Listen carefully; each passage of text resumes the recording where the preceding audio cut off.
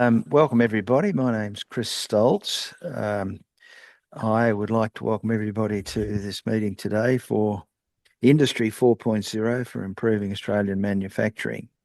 And I'd just like to introduce this topic a little bit by saying that manufacturing is pretty dear to me. I come from Bendigo, and about 40 or 50% of our GDP is manufacturing.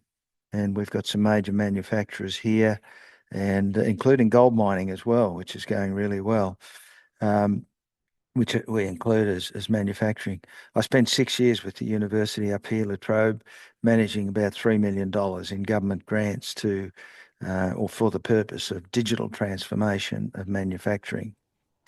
And just briefly, it's a very topical subject at the moment, manufacturing. Some of you who watch the news will have noticed that there is a particular politician who's ramping up support for manufacturing, including advocating that maybe we should go back to manufacturing our own cars. I don't think you'll get much traction on that, but you never know. Please allow me now to introduce John Broadbent, who is a passionate advocate for manufacturing. John has 49 years of manufacturing experience, specialising in smart factories, Industry 4.0. He's done keynotes, workshops, strategic planning, mentoring, coaching, and has had a number of board advisory roles. John has an honours degree in mechanical engineering from the University of Technology, Sydney, and he's also a mastermind coach and an agile scrum master. In 2021, John was appointed as an adjunct professor of engineering at the University of Tasmania. If we could all clap, we would, but please welcome John to deliver his presentation on Industry 4.0. Over to you, John. Thanks, Chris, and thanks to IngAust for the opportunity and the invitation to talk about one of my passions in life. We'll get into it.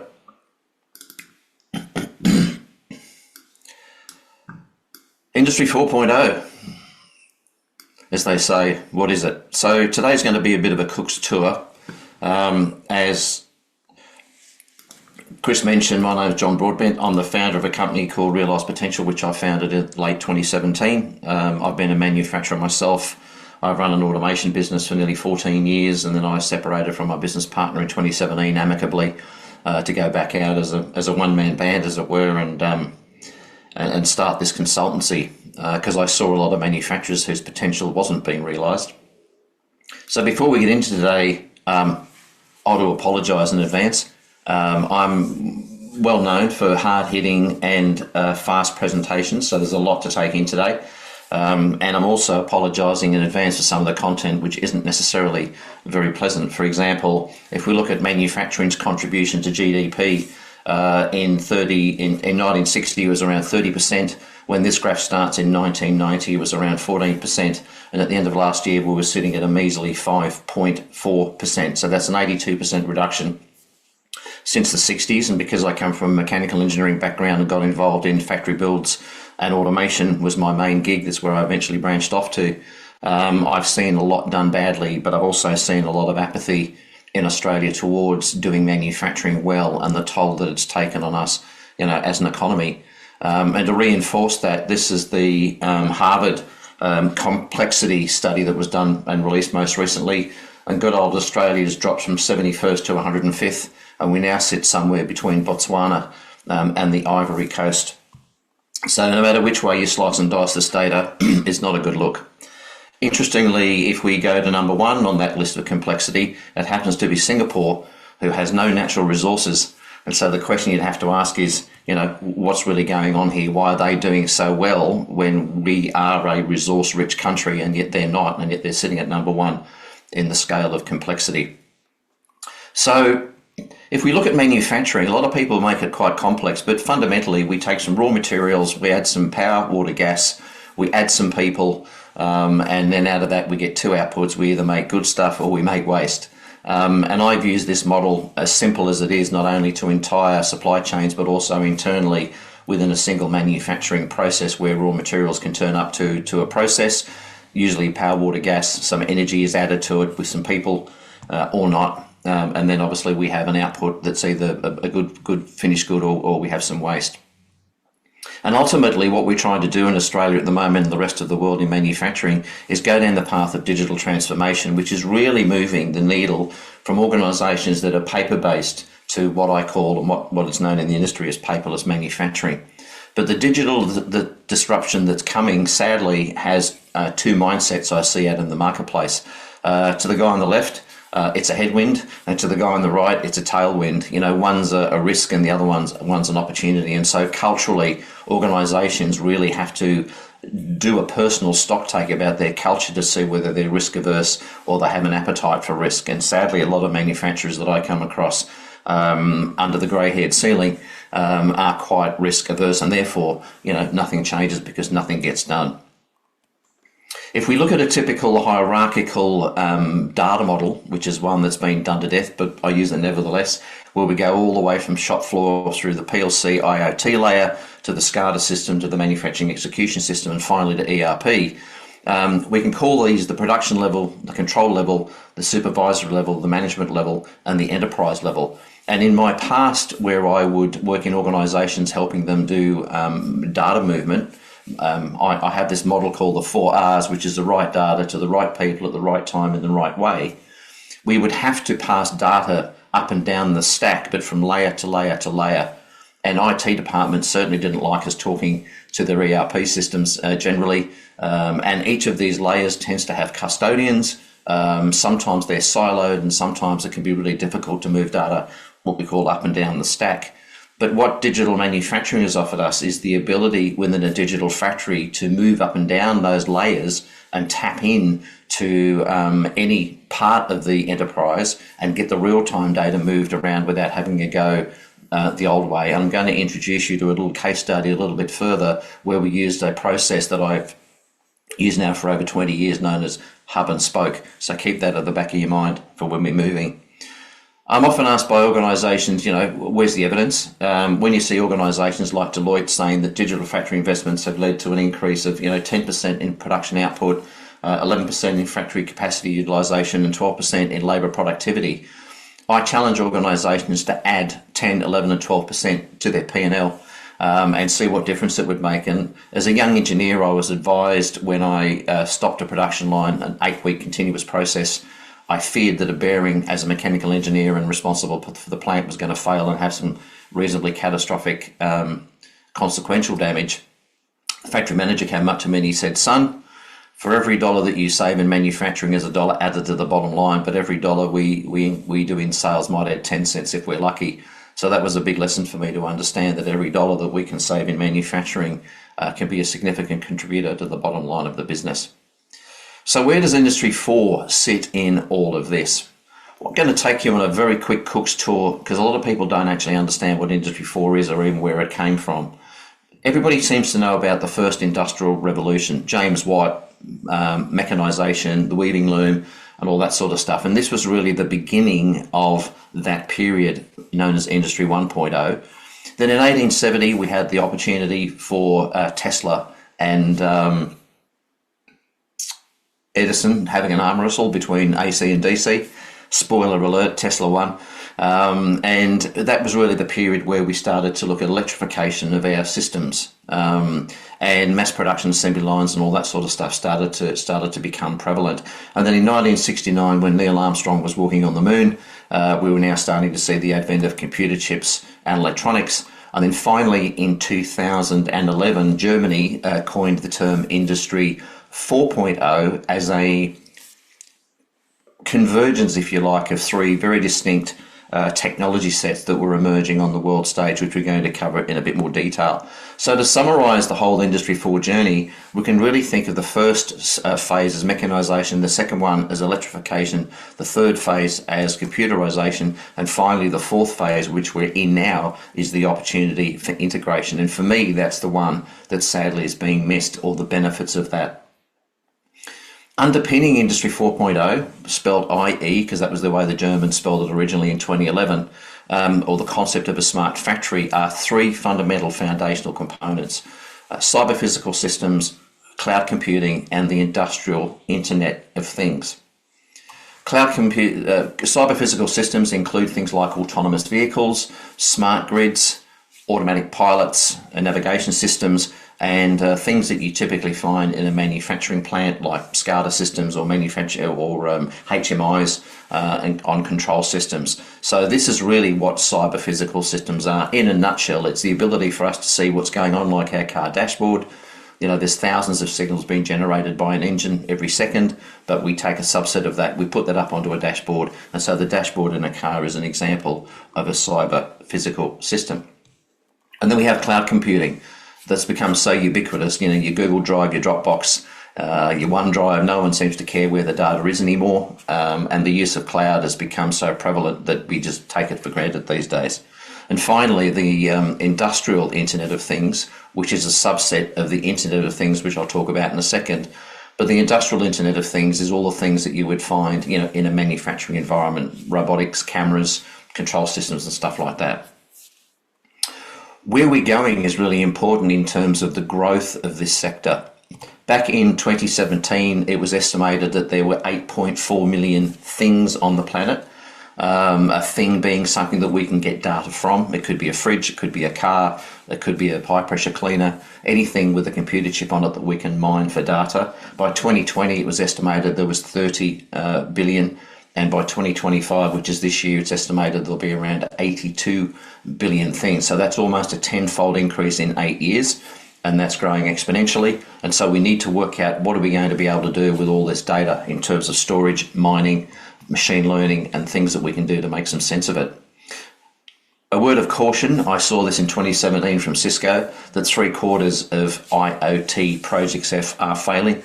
There are reasons for that I won't go into here, but you can find that report on the web, and it's a fascinating read.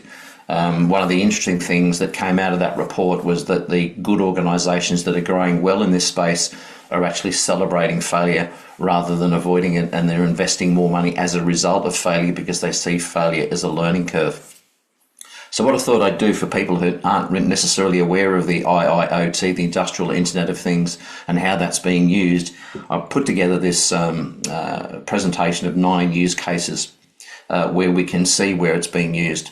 So one of the primary uses is in asset tracking, whether it's 1D or 2D barcode scanning, whether it's RFID tags, whether it's actually GPS trackers inside containers, which they're now using to track counterfeit goods. Many years ago, a friend of mine worked for SAP in the United States, and he was telling me of a story where they tracked a container from southern England, Southampton, to West Coast Africa, around Nigeria. But the ship took a detour via the Mediterranean, went to Turkey where they offloaded all the good stuff, put all the counterfeit product on the ship, and then it came back out of the Mediterranean and ended up in Nigeria, but with counterfeit product. So GPS coordinates and asset tracking is one area where it's being used extensively. Obviously, automation itself for the dirty, dangerous and dull jobs that we're trying to get away from humans doing. I've spent a lot of time in food and beverage, and certainly in packing halls, lots of people standing there, process workers, low skilled, putting stuff in boxes or loading pallets. And we can see now over time that a lot of this is starting to be replaced. The other big mover at the moment is predictive maintenance. And that's really, moving the needle from breakdown reactive maintenance, which a lot of companies used to have, and then they went for periodic or every 3 months, what it was, and then they realised they could now do time-based maintenance, so they could get data from the process and go, well, the pump needs to be serviced every 1,000 hours and do runtime checks on that. But now I'm seeing, and one of the companies I'm on the board of is a company called Factory AI that's actually doing predictive maintenance, and they're taking data from existing equipment and using vibration, temperature, humidity, etc. to do predictive maintenance. And they're doing some amazing work at forecasting potential machine failures, which is pretty tremendous. The other is safety and security. This is a company in Canada that use cameras, existing security cameras, and they ghost the people so the guilty can remain invisible. And this shows you the number of people walking through that forklift space there, which they shouldn't be doing, and hardly anybody's actually walking through the door to the right of that driveway. And so that's an opportunity for data analysis. And this particular system that these Canadians have built, when a health and safety person comes to work in the next morning, it will give them a list of and a little vignette of the videos and show where people have not done the right thing in terms of safety, which is great when you've got people in forklift traffic in the one place. Excuse me, John. Yeah, Are you still screen sharing? Because I can't see any presentation. I can see a very handsome face, I but I am but still I sharing. must be just me then, if you're still screen sharing. You might have to choose a different view. Can anybody else see the presentation? I can see the presentation. Okay, Chris and John. Yeah, Cool. problem. My Using apologies. All using good. this using the speaker view. Smart buildings. Funny story. I ended up going to visit Ernst & Young a few years ago, went to their building, got a pass, walked up, no buttons for the lift as such. The lift opened. I just went inside expecting to find buttons to get to the 34th floor. When I got in the lift, there's no buttons. There are other people in the lift with me looking at me strange, and I'm looking at them going, how the hell do you work out where you're meant to go? And it turned out that the pass I had already been pre-coded, and I was supposed to scan that in the lobby that was then going to tell me on the display what lift to get into that was going to then take me to the 34th floor. So if you get into a lift with no buttons, you're probably in a smart building. And now they're able to, do HVAC, chillers management remotely, lighting, 24/7 security monitoring, and all that sort of stuff using the IIoT and edge devices. It's also being used now in customer loyalty programs. We've seen a lot of gamification of things as customers in the way that we do things. We can see, obviously, things with Australia Post. You now post a parcel and you get a tracking number and you can basically follow it to its destination. So customer loyalty and that level of service, if you like, of visibility and transparency is really coming of age. Data intelligence is where products are monitored and information is used for improvement. For example, a friend of mine bought a high-pressure water cleaner many years ago. He had an opportunity to put it onto his Wi-Fi network, which he thought was a bit odd, but then out of his phone he could get an app and understand some parameters about his cleaner. And then finally an email popped into his inbox that said, you've used the cleaner for a certain number of hours. It might need an oil change, or you might need to buy a new nozzle, or whatever it was. So he wasn't aware that that data was actually being collected to remind him of when it needed some particular maintenance. We're seeing products as a service starting to emerge. An example is Atlas Copco, or Compare in this case, with air as a service. So you don't own the kit, you basically rent the kit and you pay for the cubic meters of air that you consume. Smart move because it forces you to fix your leaks and save some power. And companies like Tesla are using the IoT for agile design processes, so they're capable of taking real-time telemetry off their vehicles and using that and push that into the production process to do continuous improvement directly from the field. And we obviously see this with Formula One cars these days and the amount of data that they can collect, while the car's running around the racetrack, and possibly even tweak timings and various bits and pieces like that. So that's just a bit of a cook's tour of some of the top 9 use cases that are being used in the world as we speak. So to go back to Industry 4.0, it's important to understand our Industry 3.0 journey, because when I go and visit manufacturers, this is one of the areas that I see is quite deficient, and a lot of organisations are still at what I'd call Industry 2.0. Industry 3.0 has 2 major components to it. The computerization piece, so we can have a computer that has some controlled information, but more importantly, that we can connect it to a network and get data from it. I see lots of food and beverage manufacturers, for example, going out and buying pieces of equipment like check weighers or packaging machines, and they either buy cheap crap from China that they then can't get data out of it, or they can't even put onto a network. So it's really important that to close out Industry 3.0, we have both the computerization and the connectivity piece in place. And I use a check weigher as an example here to show you how you can apply Industry 4.0 to one piece of kit. So if you've ever worked in food and beverage, at the end of a food and beverage line, typically there's a unit called a check weigher, which weighs every product dynamically as it goes across a conveyor belt, and it rejects, the overweights and underweights type stuff within limits.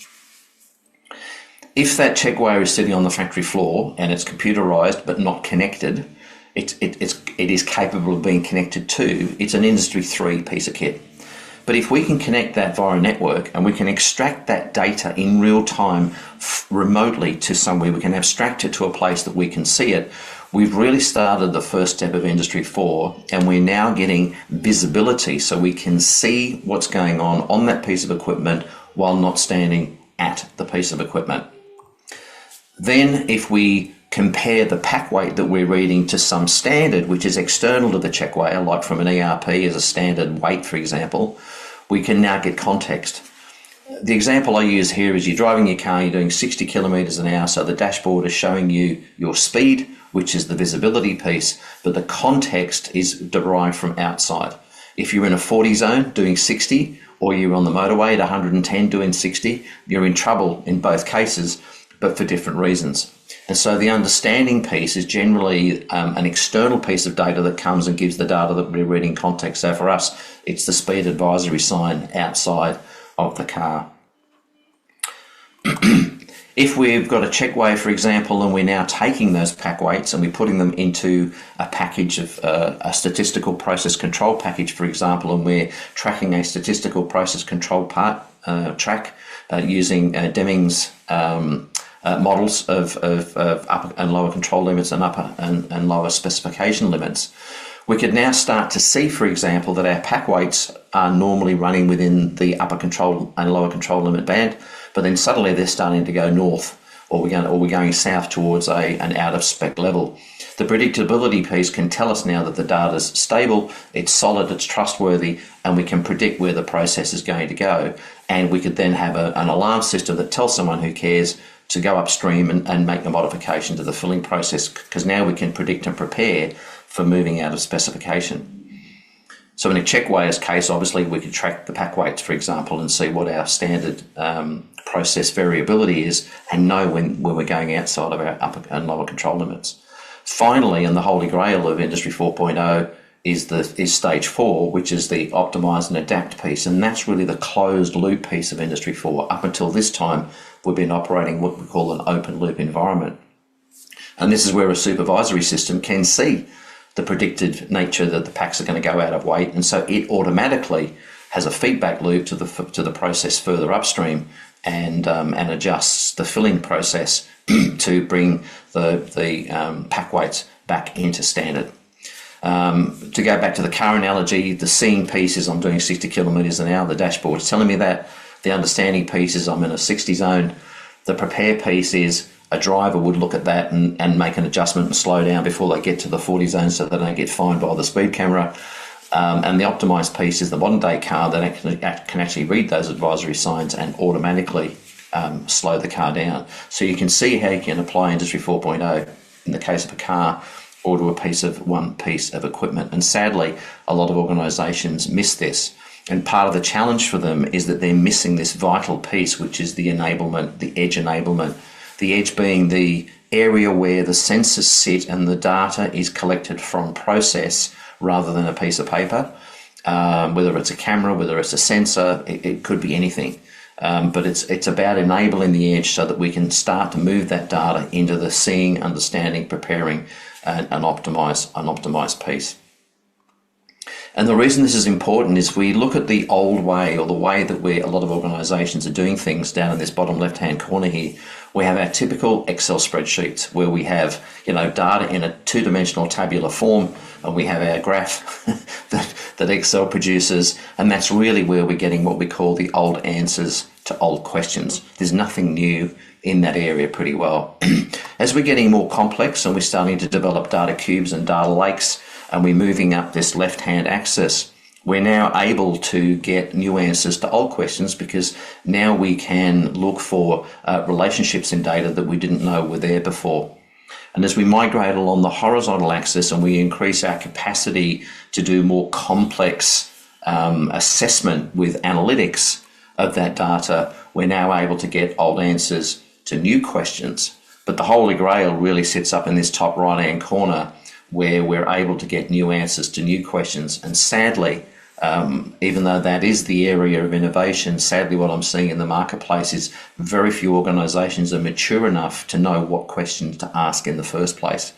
And I know of only a handful of organisations that really sit in that top right innovative corner, because they've done their homework and set up in terms of strategic planning for their manufacturing to get to the area of digital transformation, to be able to ask those new questions, get new answers to new questions.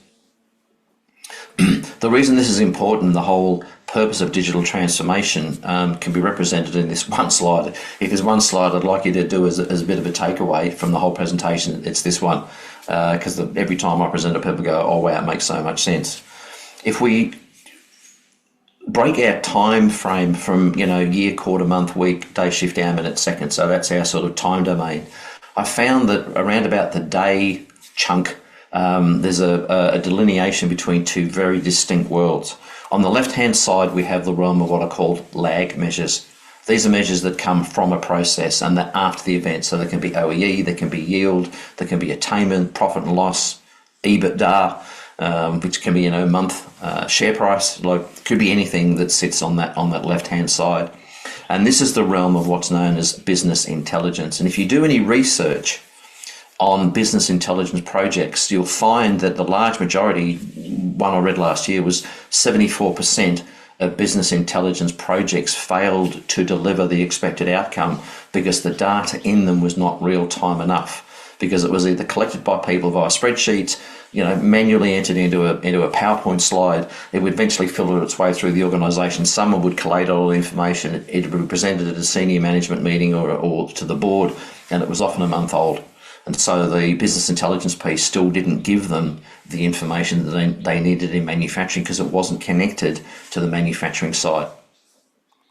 On the right-hand side, we have the realm of lead measures. A lot of people don't understand the concept of lead measures, but fundamentally a lead measure is a measure that will influence a lag measure. If you're a fan of the rugby league, you can now see that they're keeping statistics, for example, on number of metres gained and number of 6 tackle sets completed by a team. And statistically, they know that if the team has achieved the most metres and has the most completed 6 tackle sets on average, that team will win. So it's effectively a lead measure. If you follow the one-day cricket, you've got the good old cricket worm. The team going out second doesn't care about the total so much, they just care about meeting the run rate. So there are various ways that organisations can track these lead measures, and lead measures are usually inputs to the process, whereas lag measures are outputs from a process. And this is the realm that's sadly little understood, and it's the realm of manufacturing intelligence. And what happens is the more we can move our collection of data into this real-time manufacturing intelligence world, the more velocity we get, the more agility we get within our business to respond to both internal and external supply chain shifts. And part of the reason this is not being considered is that the 3 horizons model, as it's called, is not being followed again by a lot of our manufacturing organisations, so they need education on how to do this. There's 2 versions of this, and I'm going to present both. This is sort of the traditional 3 horizons model in the sense that the red line you're following is business as usual, but it loses its fit for purpose. Ironically, if you remember the first graph I put up about the decline in Australian manufacturing from 1990 to current day, it exactly follows the business as usual red line. And that's because the blue, the innovation, and the green, the viable future, the thinking about the future, hasn't been taken. People have just sat on their hands effectively in manufacturing. And so when we compare that to this 3 horizon model, which I got from a man who founded Deloitte Digital, he says that Horizon 1 is really our sort of 1 to 2 year view. Horizon 2 is sort of 2 to 3, and Horizon 3 is sort of 3 to 5 years plus. We need to have a look, in the crystal ball and see where we're going. And Horizon 1 is really about 75% of our effort in a business should be to defend and expand our core business. That's what Horizon 1 is all about. What do we do well? How do we maintain our place in the market? How do we go through continuous improvement, improve our efficiencies, reduce our costs, and make our business more sustainable to defend and expand the core business? Horizon 2 should be typically 10 to 15% of our time. What are we going to do in the future? What are the new products that we can bring to market, and how do we foster that and start our R&D and trials now? Interestingly, Horizon 3 should be around 5 to 10% of our week, which is all about seeding future business. It's about 2 to 3 hours a week of our time in a 40-hour week, sitting there, staring at the wall, putting on Marla, as Paul Keating used to do, and dreaming about, well, where could this business be in the next 3 to 5 years? And I know very few businesses who spend time, the 2 to 3 hours a week that's required in order to future gaze and have a look at what the business might be in 3 to 5 years' time. And so that's why we keep getting blindsided with stuff coming out of nowhere, because we're not looking in the right place. And so the old SWOT analysis of strengths, weaknesses, opportunities and threats is now shifting to strengths and weaknesses which are internal, but trends, really forcing us to have a look at what's happening external to our manufacturing organisations. And part of the reason I'm seeing this is that if we look at this model, it's quite straightforward. I borrowed it off the internet, as some of us do. In the centre there, we have the comfort zone, we have the fear zone that's wrapped around it, and then we have the learning and growth zones. And this can be applied to an individual, can be applied to us in our life, it can be applied to a business. But a lot of organisations, because they're risk averse, end up being stuck in the comfort zone. They can't get through the fear zone to then get into the learning and growth zone. And so they stagnate, sadly, and they follow that red decline in the Three Horizons model. And that's so typical about what's happening to our manufacturing across the board. So what we need to question as an organisation is, what is our relationship to failure? If it's a bad thing, don't come Monday, you're an idiot, you failed type finger-pointing culture, that culture will never grow because it's fixed mindset. But when we can shift our culture to be a growth mindset where failure is celebrated as a learning opportunity, well, then those organisations are far more nimble and agile and will take calculated risks, and they're the wingers on the game, and they're the ones that will win the game because they're not all bunched in the middle of the field playing it safe. I'd also like to add that I've seen in my work of many, many years in this space that companies often miss that there's a sweet spot in the alignment between people, processes and systems. And I'm sure every person in this room has seen a system imposed on a business where the people piece, the change management and training piece, or the process piece, the processes that the system was designed to replace, were not well thought through, and the system failed catastrophically. There are countless war stories and examples of this happening, and so organisations do need to understand that the system is not the silver bullet that will fix all the issues. If they don't understand their process and they digitise it, they're going to have a broken digitised process, and it's usually worse because it doesn't have now the human element as a filter. So that's really important to make sure that companies understand that the alignment between people, process and systems is a really key piece. And I want to introduce you to a decision tree. This came out of a video series that I put on LinkedIn, which sort of got my following on LinkedIn.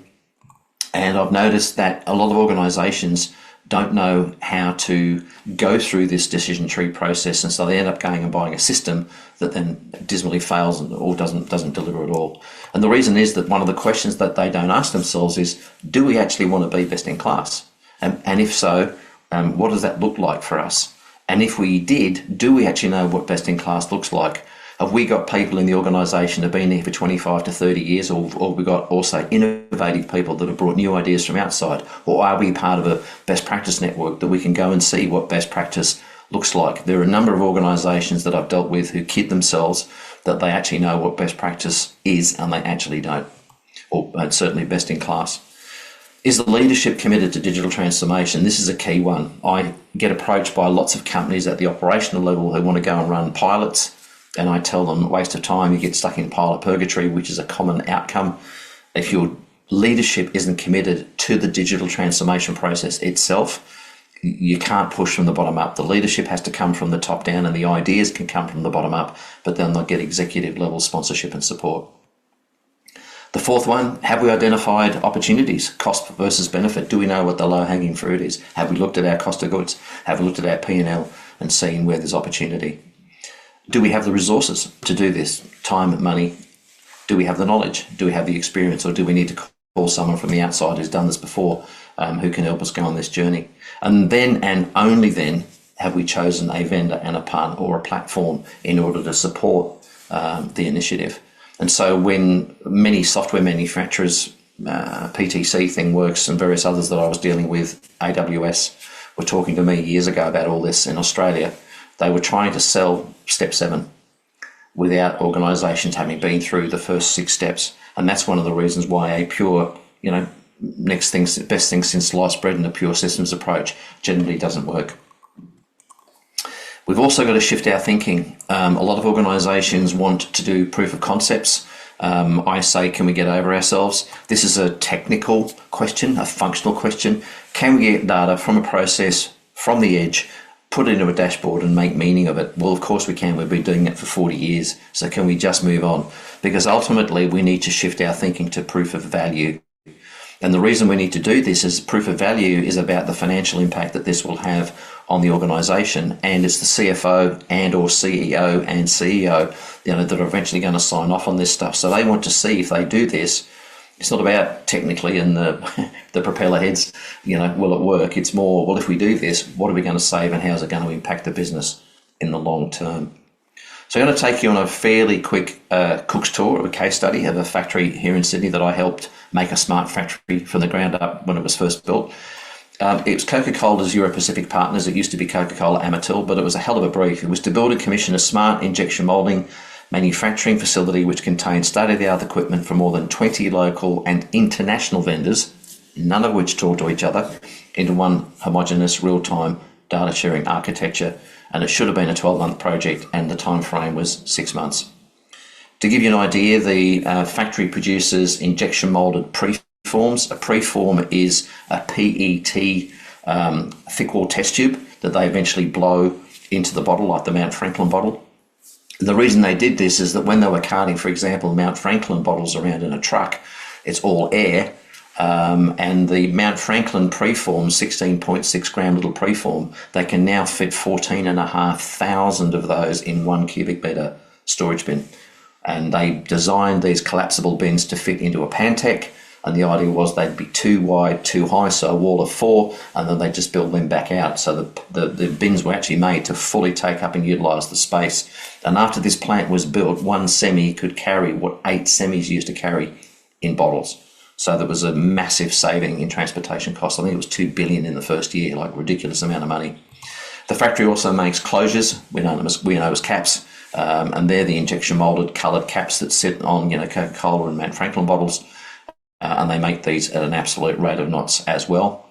They bought the injection moulding machines from Husky. They were beta machines. They'd never been released anywhere in the world, and you can see them here on their factory floor.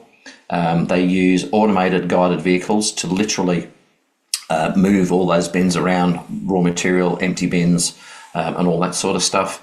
And in this particular case, this was made a smart factory by making it what we called a hub and spoke arrangement. So in the centre, we had a manufacturing integration hub, which spoke through communication protocols to all these different parts of the business, one of which was SAP. And of course, by being able to collect all this information and integrate all these pieces of equipment, that we had an Italian resin management system, we had a German vision inspection system, we had American guided vehicles, we had Canadian injection moulding machines, and none of that kit spoke to each other. So we developed this hub and spoke manufacturing integration platform to communicate with everything, pull that data into one central model, and then disperse that data in real time.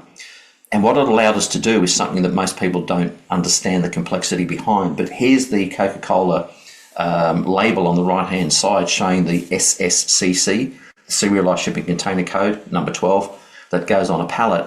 But what a lot of people don't know is there's 6 different data sources that make up that label. And on the left-hand side, you can see that the material description, the PO, the machine that it was made on, etc., comes from SAP.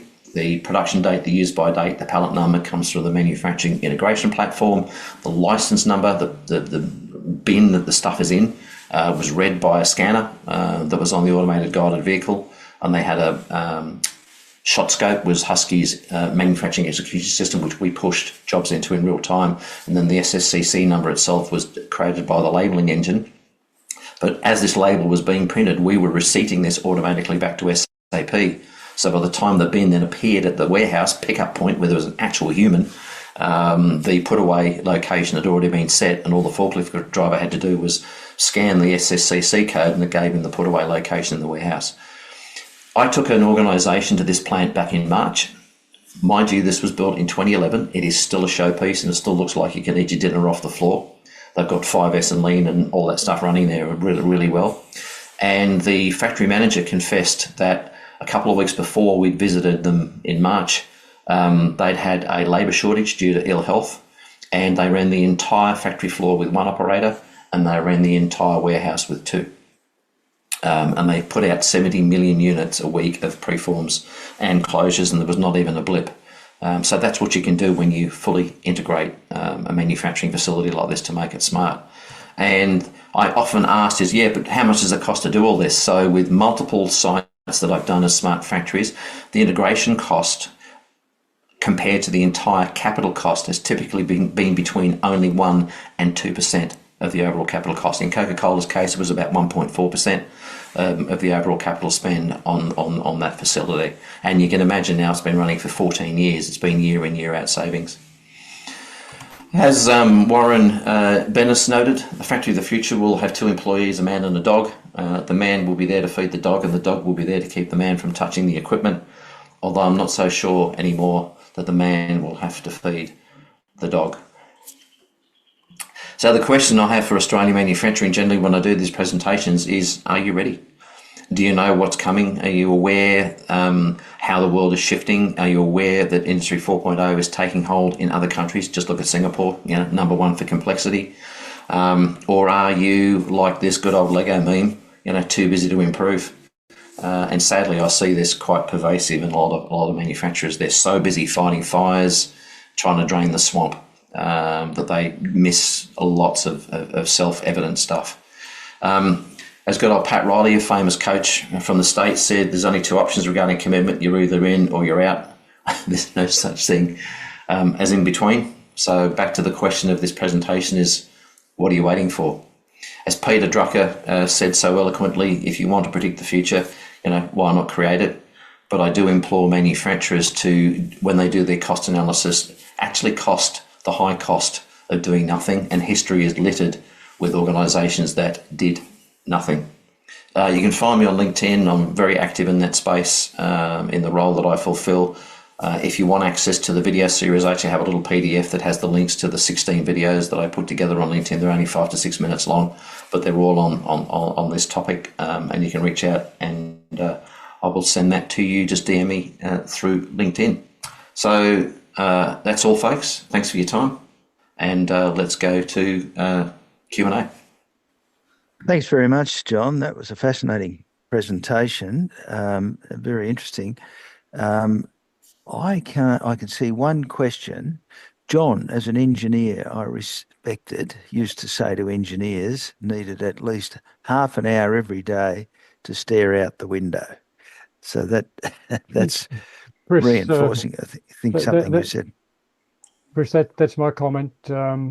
Yep. It was a reflection on something that John had done during his presentation, and very similar, that engineers have to think ahead, and staring out the window, just letting things mull through the brain is always, that was good practice. Terrific. Thanks, Ian. Nobody's put any questions in the chat, so does anybody want to put up their hand and ask a question? I don't know how I'm going to do this, but we'll try. Anyone got their hand up? I can't see anyone. They're all too shy. They are. Oh, it often happens. Or they're on the same page and... Yep. Oh, there you go. This is a super hit. Which type of manufacturing do you think Australians should target? National Reconstruction Fund, I've been very critical of. I've had some painful engagement with them. I've watched the funding. I've watched the recent expose that money had been given to organisations without seeing their financials. Like, how does that even happen? Where's the governance? And I think that the 7 things that they're trying to focus on are good, but I think there's a bit of smoke and mirrors going on within the NRFC. The whole idea of the R in the NRFC was reconstruction.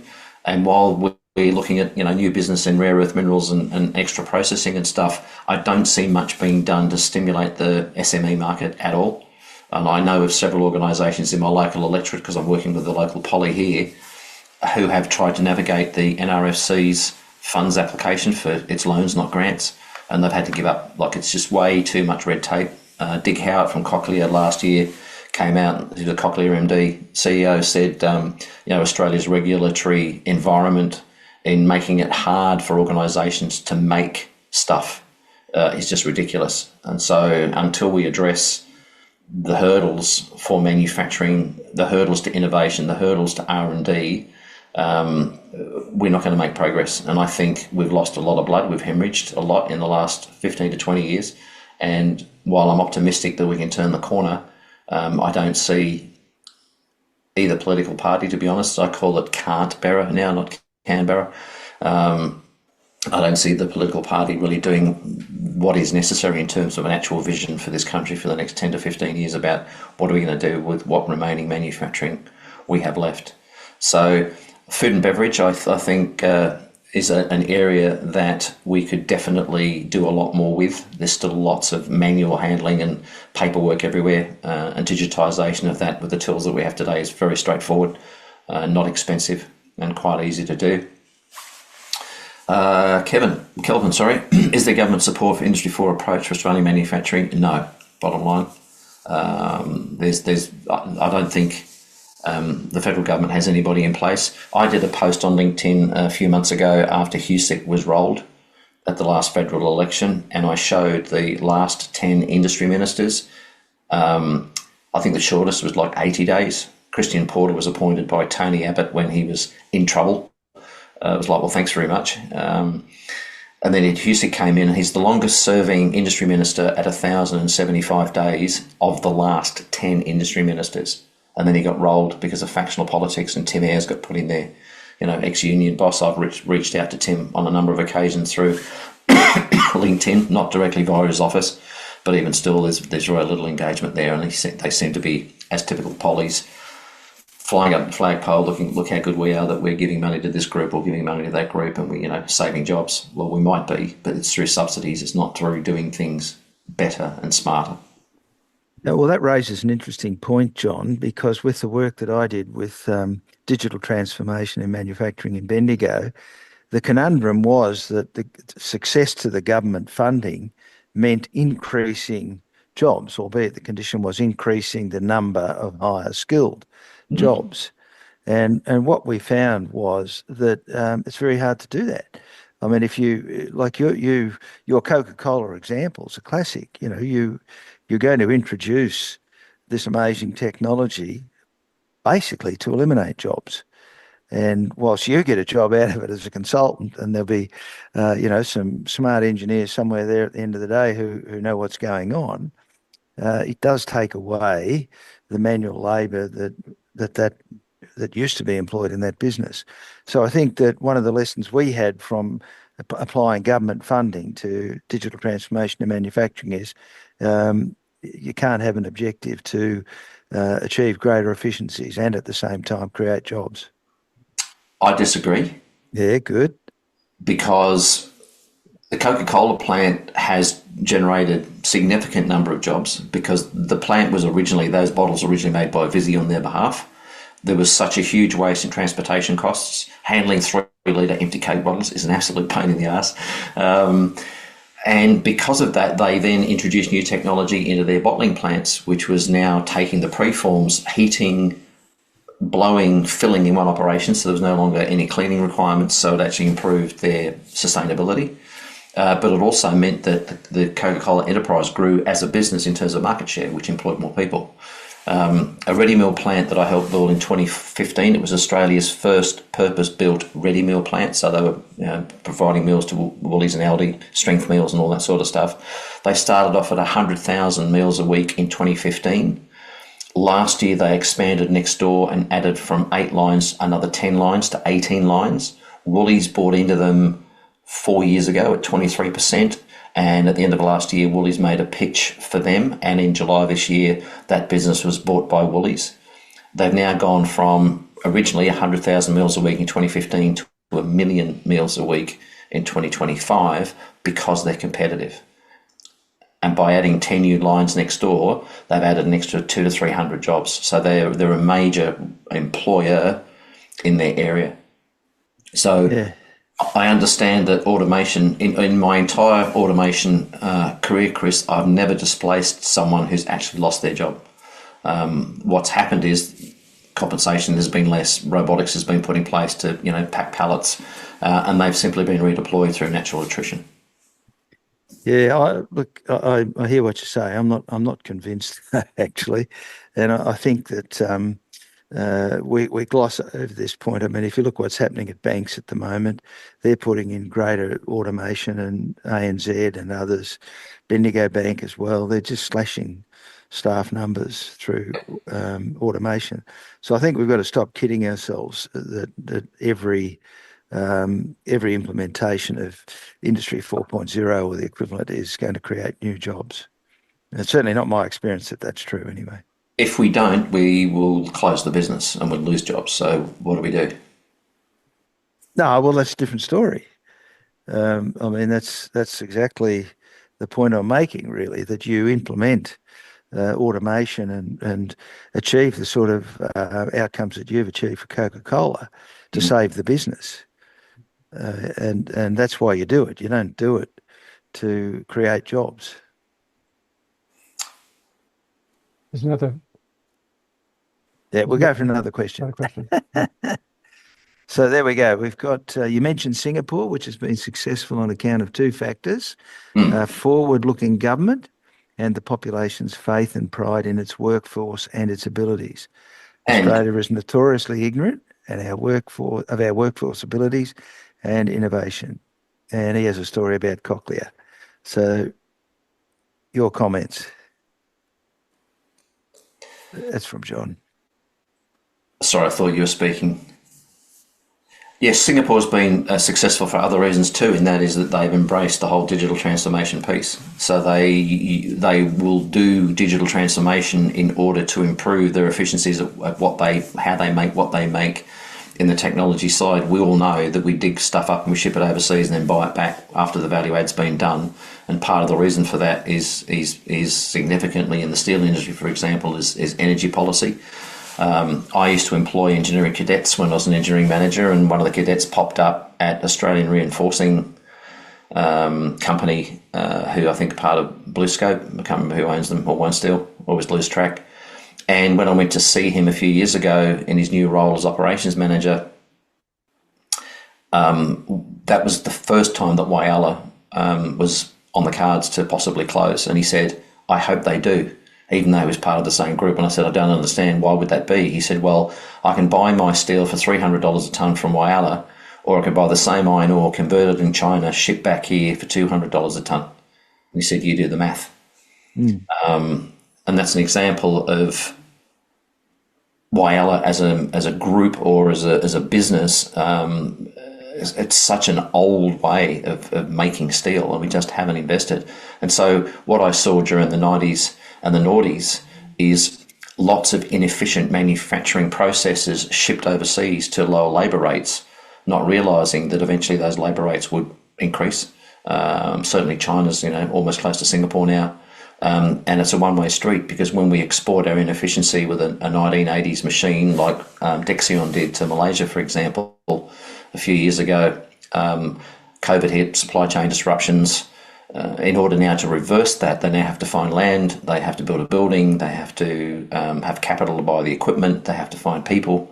And it's really become such a massive hurdle that a lot of organisations that offshored now can't reshore. And therein lies the dilemma. Interesting. What's your story about Cochlear's early days, Ian? Oh, it was John. John. It's goes back to my basically last year of undergraduate engineering. We had a talk from the head of Nucleus, which was the owner of Cochlear, Paul Traynor. And I don't know, was Paul Traynor, might have been his predecessor. This is going back to about 1985. I don't remember his name, but one thing he said that stuck in my mind is that all of the development and manufacture was done here in Australia, but Australian surgeons wouldn't have a bar of it. Wouldn't consider Australian technology. So what they resorted in doing is actually going to trade shows in LA overseas, and the surgeons would actually go to these trade shows and say, wow, this is great. Where's it manufactured? It's manufactured in Lane Cove in Sydney. So that's I've seen many. That's probably the most stark example. There's many other examples that I've seen. I'm sure that everyone here, everyone on this call will have seen as well. And I guess what can we do? Because it's a rhetorical question. What can we do as engineers to help address this? It's Australia. Australians are we have amongst the best, if not the best, engineers in the world. And I've actually seen this firsthand. Um, but we don't have faith in ourselves, and that's why I sort of comparing to Singapore and many places in Asia. They have pride in this in their workforce's ability, generally Yes. in general engineers in particular. Yep. So I guess what can we do to address this? It may not be an easy thing to do, but I think we probably would need to have some degree of leadership in addressing this problem. We need to make manufacturing sexy again. And when I see an ad, I'm part of the Australian Manufacturing Forum, and when I see when Peter Roberts used to run it, he's now retired, but Peter will put an ad up about something in the newsletter, and there'll be a guy in his 50s or 60s in dirty orange overalls standing at a lathe out of the 1970s turning some big piece of steel. And I'd write to Peter and say, is that the best we can do? Because if you go to Cochlear, who was a client of mine for a little while, and you go and have a look at their electro-discharge machining and tool-making area, it's pristine, and that's the sort of imagery that we need to get out there to encourage engineers, young engineers, STEM subjects, to come and do that.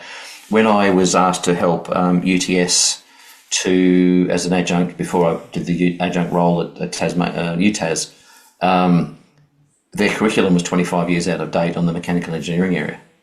And as a result of that, they just weren't teaching students the stuff they needed to teach. So I spoke to the head of mechatronics there and said, how many people in your cohort? He said, 40 engineers. Where are they going to go? Into manufacturing? He said, absolutely not. He said, no, none of these engineers, half of which were overseas students, none of these will go into manufacturing. And I said to him, well, where do you think they'll end up? And his quote to me was, they'll end up as paper pushers in one of the big four. Oh, really? Gee. And therein lies the tragedy. I've had the most awesome, tremendous career because I've stayed in manufacturing since December 1975 in various roles.